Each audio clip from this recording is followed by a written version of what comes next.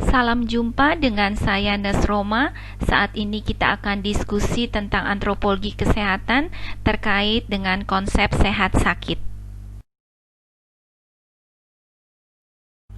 Antropologi berasal dari bahasa Yunani, asal kata dari anthropos yang berarti manusia dan logos yang artinya ilmu.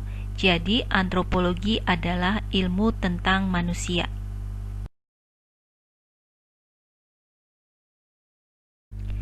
Ilmu antropologi secara makro dibagi menjadi dua bagian, yaitu antropologi fisik dan antropologi budaya. Antropologi fisik itu mempelajari manusia sebagai organisme biologis yang melacak perkembangan manusia menurut evolusinya. Sedangkan antropologi budaya itu mempelajari kebudayaan manusia ataupun cara hidupnya dalam masyarakat.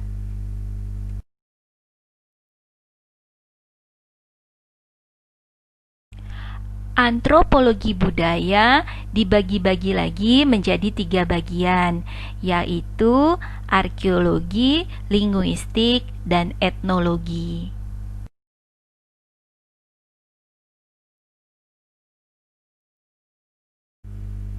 Untuk lebih memahami antropologi budaya, kita harus tahu tentang beberapa hal. Yang pertama, hakikat kebudayaan yang menyangkut tentang konsep kebudayaan dan karakteristik-karakteristiknya. Yang kedua, tentang bahasa dan komunikasi yang menyangkut bahasa dalam kerangka kebudayaan. Dan yang ketiga, kebudayaan dan kepribadian. Jadi, pada hakikatnya, antropologi mendokumentasikan kondisi manusia masa lampau dan masa kini.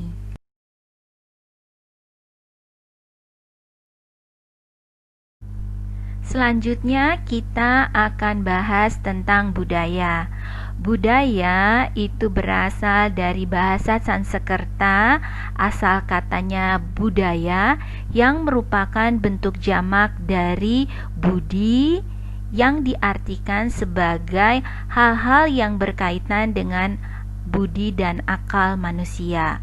Dalam bahasa Inggris, kebudayaan disebut culture, yang berasal dari kata Latin colere, yaitu mengolah dan mengerjakan. Kata culture juga kadang diterjemahkan sebagai kultur dalam bahasa Indonesia.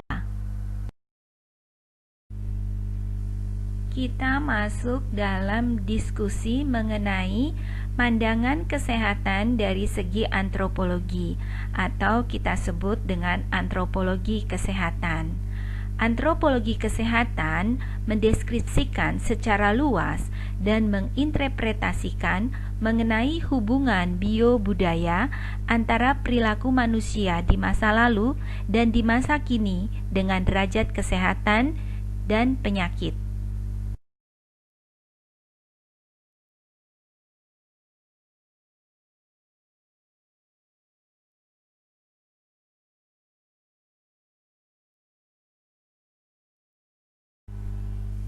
Topik bahasan kita yang pertama, pengertian konsep sehat dan ciri-ciri sehat.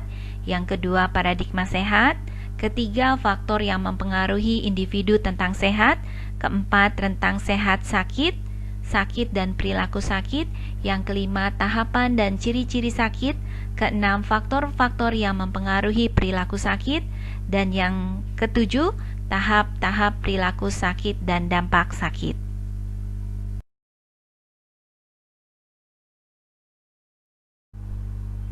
Konsep sehat. Menurut WHO, sehat adalah suatu keadaan di mana kondisi fisik, mental, dan kesejahteraan sosial yang merupakan satu kesatuan dan bukan hanya bebas dari penyakit atau kecacatan.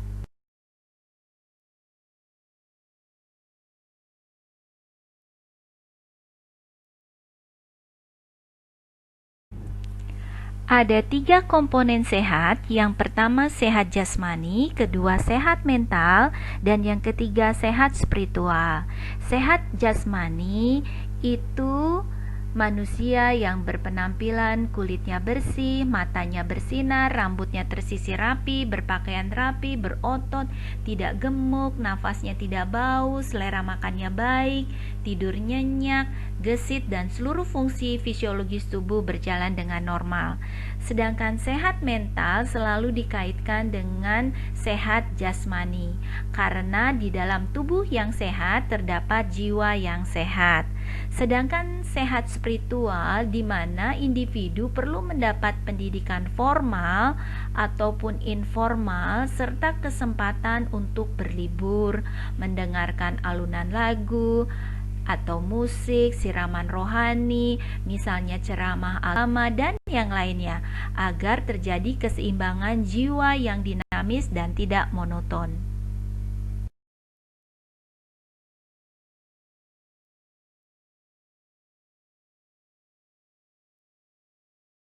Paradigma sehat. Paradigma adalah cara pandang yang paling mendasar atau cara kita menyikapi sesuatu, baik itu dengan melihat, berpikir, menilai, menyikapi, dan memutuskan tindakan yang tepat untuk sesuatu hal. Jadi paradigma sehat adalah pola pikir yang memandang kesehatan sebagai kebutuhan dan bagian dari hak asasi manusia.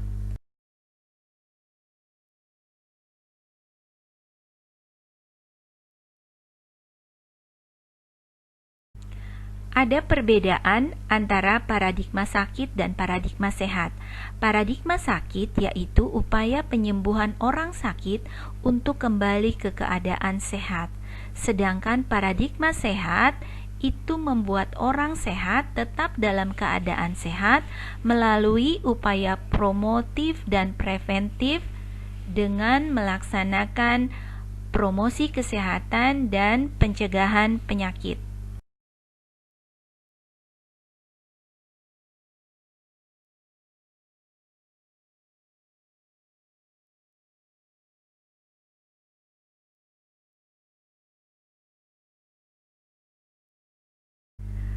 Beberapa faktor yang mempengaruhi individu tentang sehat.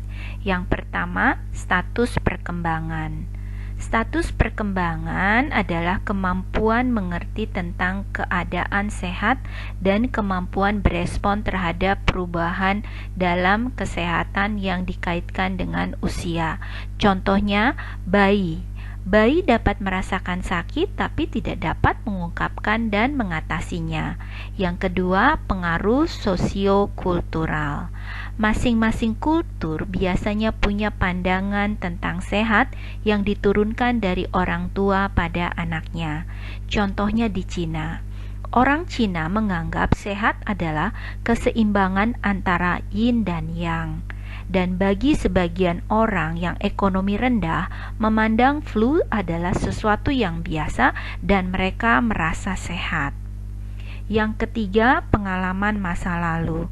Tentunya pengalaman orang yang pernah mengalami sakit beda dengan yang belum pernah mengalami sakit. Yang pernah mengalami sakit akan lebih baik menjaga kesehatannya. Yang keempat, harapan. Tentunya harapan seseorang tentang dirinya dapat berfungsi dengan tinggi baik fisik maupun psikososial jika mereka merasa sehat.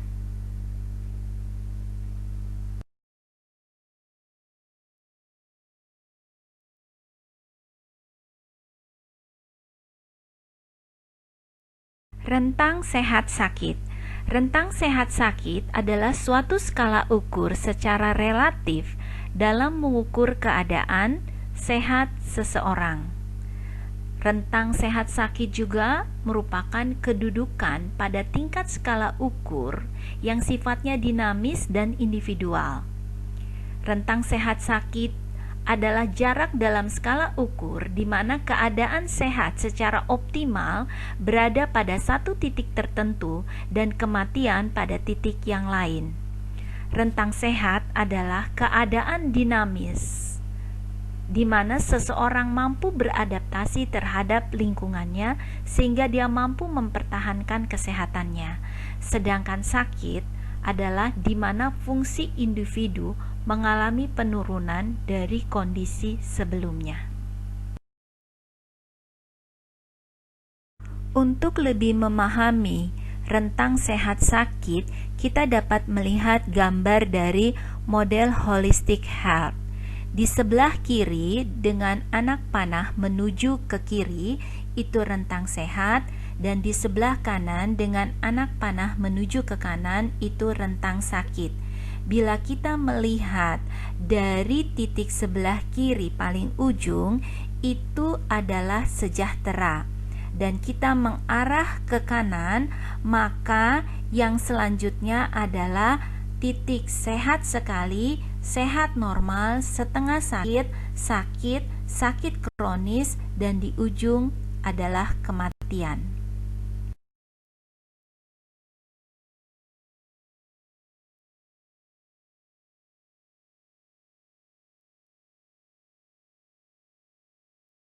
Tahapan dan ciri-ciri sakit. Yang pertama, adanya perasaan takut.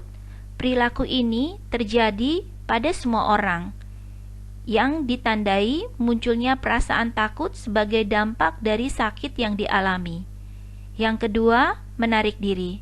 Seorang yang sakit akan merasa cemas yang berlebihan, sehingga berdampak pada rasa malu untuk bergaul dengan orang lain. Yang ketiga, egosentris. Saat seorang sakit, cenderung menjadi pribadi yang egois. Inginnya didengarkan daripada mendengarkan orang lain. Yang keempat, sensitif. Seorang yang mengalami sakit akan menunjukkan perilaku yang aneh. Misalnya, mudah mengomel sendiri atau mempersoalkan hal-hal yang kecil. Yang kelima, reaksi emosional tinggi.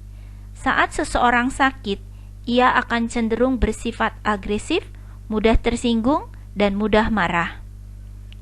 Yang keenam, perubahan persepsi. Saat seorang mengalami sakit, maka orang tersebut akan mempercayakan kesehatannya untuk disembuhkan oleh orang yang dia anggap mampu, misalnya dokter, perawat, dan yang lainnya. Yang ketujuh, berkurangnya minat. Orang yang mengalami sakit akan merasa stres terhadap penyakitnya, dan ini akan menurunkan kemauannya dalam beraktivitas.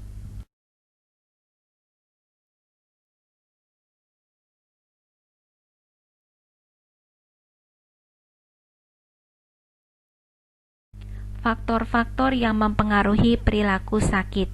Yang pertama, faktor fisik, di mana gejala dan tanda dari penyakit dapat dikenali dan dirasakan oleh individu. Yang kedua, faktor seriousness, di mana faktor ini menunjukkan bahayanya penyakit ditinjau dari keparahan penyakit tersebut. Yang ketiga, faktor social relationship, terhambat atau terputusnya hubungan dengan keluarga, pekerjaan, ataupun dari peran sosial lainnya. Yang keempat, faktor frekuensi, di mana menunjukkan frekuensi atau jumlah banyaknya tanda dan gejala yang muncul pada jangka waktu tertentu. Yang kelima, faktor sensitivitas, yaitu kepekaan seseorang terhadap kesakitan dan nilai ambang rasa sakit yang masih dapat ditolerir pada individu. Yang keenam, faktor knowledge dan asuransi. Faktor ini menerangkan tentang bagaimana seseorang menanggapi tanda dan gejala dari penyakit yang muncul dikaitkan dengan pengetahuan yang mereka miliki, dan bagaimana asuransi dapat mengcover penyakit tersebut.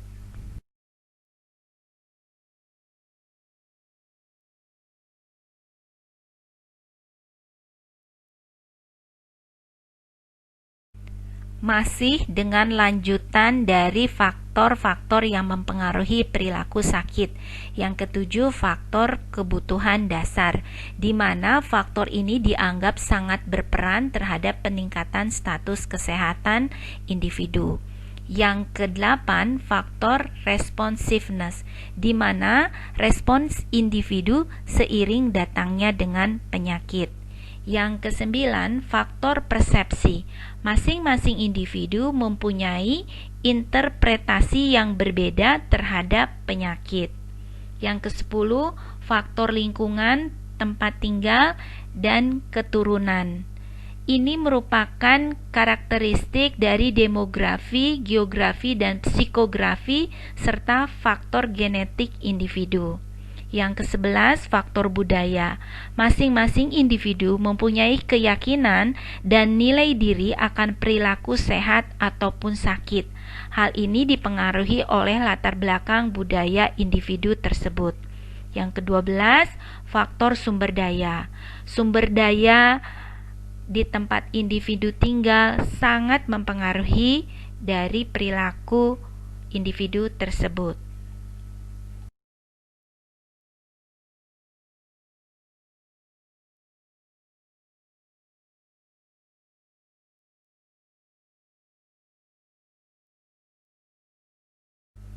Sampailah kita pada topik terakhir, yaitu tahapan dari perilaku sakit.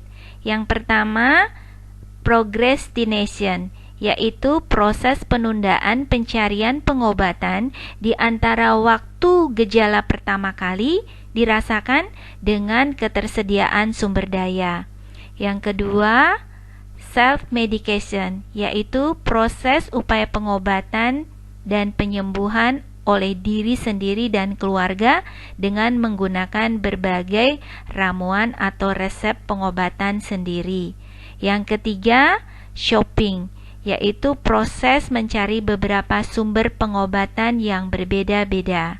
Yang keempat, fragmentation, yaitu proses pengobatan atau penyembuhan oleh individu di beberapa tempat fasilitas kesehatan.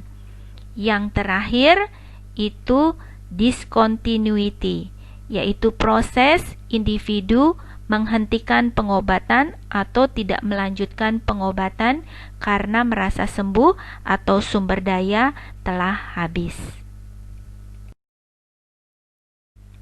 Terima kasih sudah menyaksikan video ini. Saya Nesroma dari Fakultas Ilmu Kesehatan Universitas Borobudur. Sampai bertemu di video-video selanjutnya.